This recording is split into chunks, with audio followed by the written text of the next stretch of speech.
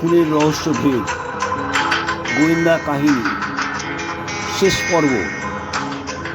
আমি বাবলু, আমার সঙ্গে আছে সুমনা গল্প শোনানোর জন্য। সকাল 10টায় পুলিশ গাড়ি ছুটল মৃত কৃষ্ণনারায়ণবাবুর বাড়ি। জমিদারবাবুর বড় ছেলে সূর্যশেখর রায় বিদেশ থেকে সবে এসেছে। বাড়ির ঘটনার সঙ্গে কোনো রকম যোগাযোগ নেই, কথাবার্তায় সেটা বোঝা গেল। খুদে গোয়েন্দা বিদিশা পুলিশ কর্তা সুভাষিসবাবুকে বলে, মামা, আজ আমি জমিদার বাবুর সব ঘর ঘুরে দেখতে চাই। সেই মতন বিদিশা কৃষ্ণনারায়ণ বাবুর যে ঘরে খুন হয়েছেন তার পাশের ঘরেতে একবার ঘুরে দেখতে চায়।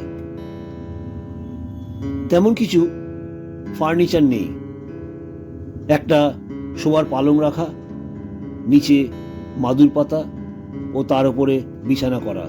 এখানে আফিনখোর দুটো থাকে, বাতাসে আফিনের একটা গন্ধ আছে। পাশের ঘরটা ছোট ছেলে রাজশেখর বাবুর, ঘরে বসেছিল। বিদিশাকে দেখে রাজশেখর বাবু বলে, ও তুমি, আসো। বিদিশা বলে, আপনি কি করছেন? রাজশেখর বাবু বলে, কার কত টাকা পাও না তাই হিসাব করছি। আচ্ছা রাজশেখর বাবু, গত পরশু যখন আপনার বাবার কাছে আপনি যান তখন ঘড়িতে কটা বেজেছিল তা বলতে পারবেন? রাজশেখর বাবু বলে, তখন রাত 8:30 বা 9টা হবে।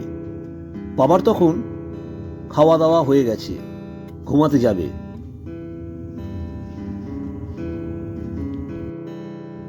আচ্ছা রাজশেখর বাবু, আপনি পরের দিন সকালে পার্টিকে টাকা দিয়ে আসতেন, এই পরিকল্পনাই করেছিলেন কি?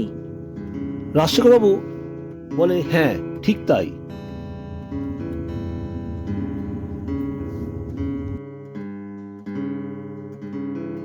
বিদিশা মাথাটা ঘরের চারদিকে ঘুরিয়ে ঘুরিয়ে দেখছে আর কথা বলছে।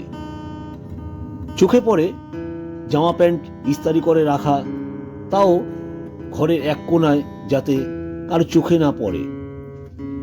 পরের দিন পার্টির সাথে দেখা করতে যাবেন বলে জামা প্যান্ট ইস্ত্রি করে রেখেছেন?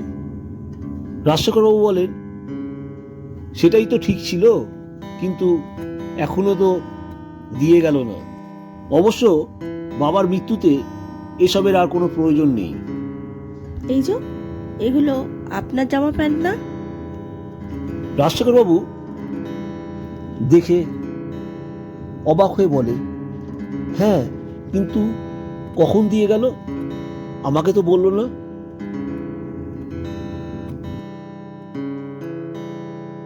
বিদিশা এগিয়ে গিয়ে ইস্ত্রি করা জামা প্যান্টের উপর একটা আঙুল টাচ করলো। আঙুলটা নিজের চোখের সামনে এনে ধরলো ধুলো।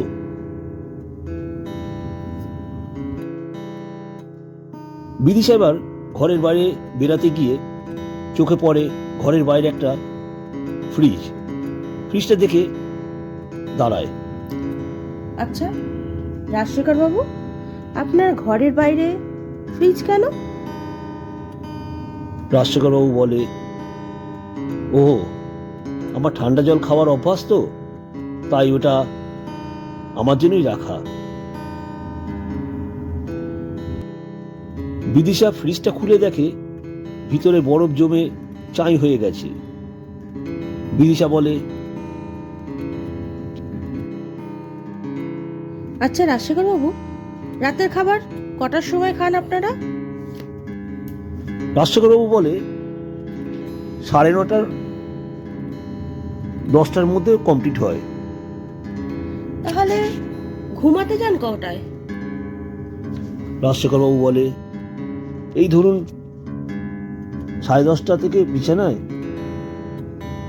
শুয়ে গান শুনি, ঘুম আসে 11টা হয় এরকম।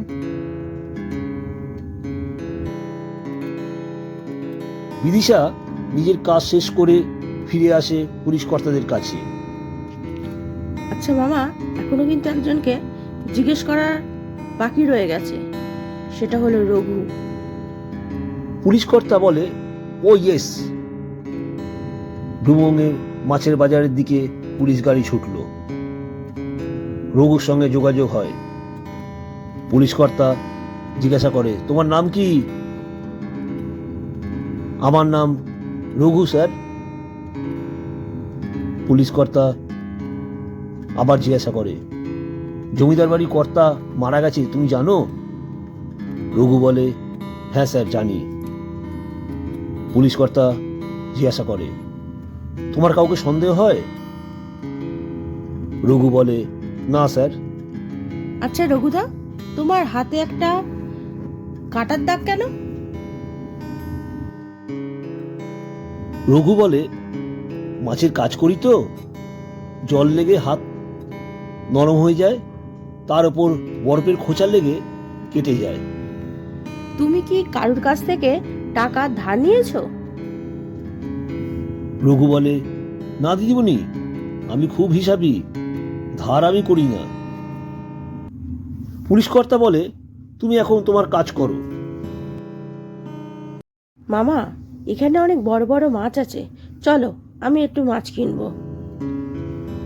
পুলিশ কর্তা ভাবে, ভাগ্নি মাছ কিনে দাও বলার কথা, কিন্তু বলল মাছ কিনবো। পুলিশ কর্তা বলে, চল। বাজারে হাঁটতে হাঁটতে কিছুটা এগিয়ে যায় বিদিশা। পুলিশ কর্তা বলে, ভাগ্নি কি ব্যাপার? আচ্ছা মামা, এখানে বাজার কমিটির অফিসটা কোথায় জিজ্ঞাসা করো তো। পুলিশ কর্তা একজনকে জিজ্ঞাসা করে, সে দেখিয়ে দেয়। পুলিশ কর্তা বাজার কমিটির সেক্রেটারিকে জানতে চাইলে একজন এগিয়ে আসে, বলে, স্যার আমি কালু মণ্ডল, আমি এই বাজার কমিটির সেক্রেটারি। ঘরের ভেতরে অনেকেই আছে, তাই পুলিশ কর্তা বাইরে আসতে বলে।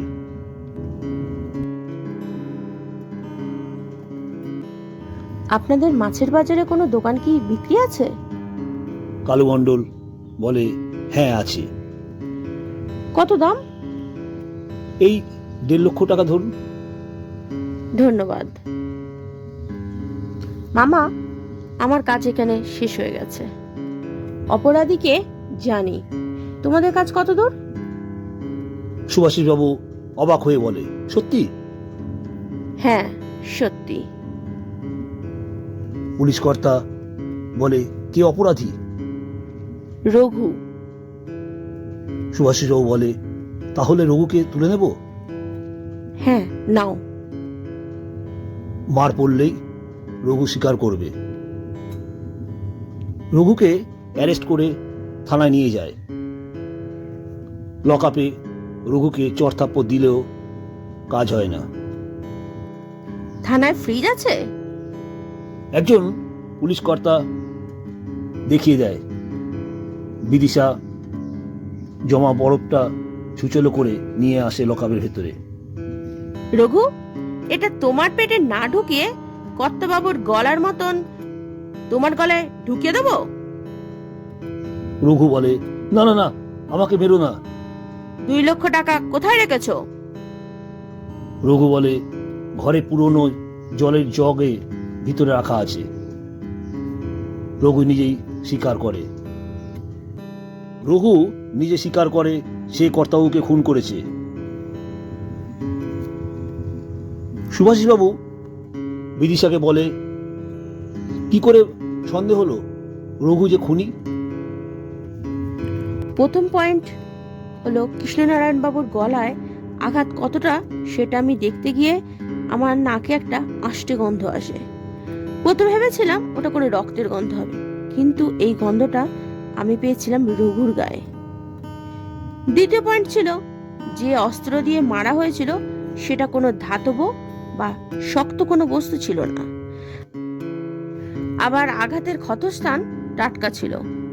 কৃষ্ণনারায়ণ বাবুর বডি 16 ঘন্টার মতন ছিল। তাহলে আঘাতের স্থানে এই ক্ষতটা টাটকা হয় কি করে? এটাই আমার মাথায় চিন্তা বাড়ায়। 3 নম্বর পয়েন্ট, সবাইকে জিজ্ঞাসা করার পর এটা কনফার্ম হলাম যে কৃষ্ণনারায়ণ বাবুকে হত্যার পিছনে নিজের ছেলেরা একদমই ইনভলভ নেই। এবার তাহলে প্রশ্ন আমার মাথায় ঘুরতে লাগলো, তাহলে কে দোষী? আচ্ছা, এ বাড়িতে কারা বিশেষ করে রাতে অবাধে যাতায়াত করতে পারে? সেটা হলো একমাত্র রঘুই। কারণ জামা কাপড় ইস্ত্রি করে যদি সে রাতে দিতে আসে।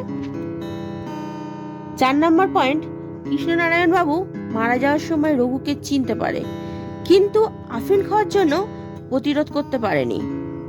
কিন্তু রঘু নামটা তখন মনে করতেও পারছিল না, তাই তিনি একটা সাংকেতিক চিহ্ন লিখে গেছে।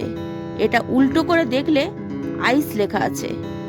এবার আইস বা বরফটা কি, এটা জানতে হলে কৃষ্ণনারায়ণ বাবুর মৃত্যুর আগে কি ঘটনা ঘটেছিল সেটা জানতে হবে। 5 নম্বর পয়েন্ট, কৃষ্ণনারায়ণ বাবু ব্যাংক থেকে 2 লক্ষ টাকা তুলে আনে ছোট ছেলে রাজশেখরকে দেবে বলে। ওই দিন রাজশেখর বাবু ইস্ত্রি করতে জামা প্যান্ট রঘুর বউ মানে কমলাকে দেয়, বলে আজকেই এগুলো ইস্ত্রি করে রঘুকে দিয়ে যেতে বলবে। 6 নম্বর পয়েন্ট, রঘু যথারীতি রাতে জামা প্যান্ট ইস্ত্রি করে রাজশেখর বাবুর ঘরে নিয়ে যায়। তখন ঠিক রাত্রি 8:30 থেকে 9টার মধ্যেই হবে। ঘরে রাজশেখর বাবু কে না দেখতে পেয়ে কর্তাবাবুর ঘরের দিকে যায়। তখন বাপ ছেলের টাকার কথা, বিছানার তলায় টাকা রেখেছে, এই কথাটা রঘুর কানে আসে। ব্যাস, রঘু সঙ্গে সঙ্গে রঘুর মাথায় আসে বাজারে তো একটা দোকান 1.5 লাখ টাকায় বিক্রি হবে, এটা নিতে পারলেই নিজের মাছের ব্যবসা করতে পারবে, ও দোকানের মালিক হবে। রঘু ইস্ত্রি করা জামা কাপড় প্যান্টটা ছোট বাবুর ঘরের এক কোণে লুকিয়ে রাখে। জমিদার বাবুর পাশের ঘরে প্রদ্যুৎ ও নয়নমণির ঘরে যায়, আর নয়নমণি আর প্রদ্যুৎ রাত্রি 8টায় আফিন খেতে শুয়ে পড়ে। এই সুযোগ মনির ঘরে রঘু ঘাপটি মেরে থাকে। সবাই যখন শুয়ে পড়ে তখন রঘু মনির ঘর থেকে বেরিয়ে সামনে রাখা ছোট ছেলের ফ্রিজে জমে যাওয়া বরফটাকে রঘুর ডান হাতের আঙুলে থাকা একটা তামার আংটি দিয়ে বরফটাকে কেটে সূচালো করে একটা অস্ত্র তৈরি করে নেয়। এই পদ্ধতিটা রঘু মাছের দোকানে কাজ করতে গিয়ে বুঝতে পারে ওই তামার আংটি দিয়ে বরফ কাটা যায়। ব্যাস, তারপরে এই খুন।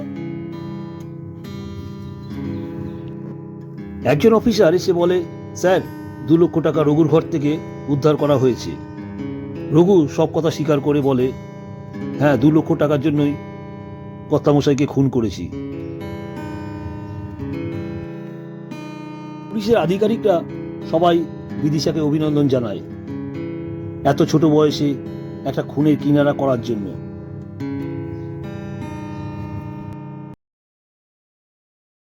নমস্কার, আমি বিদিশা।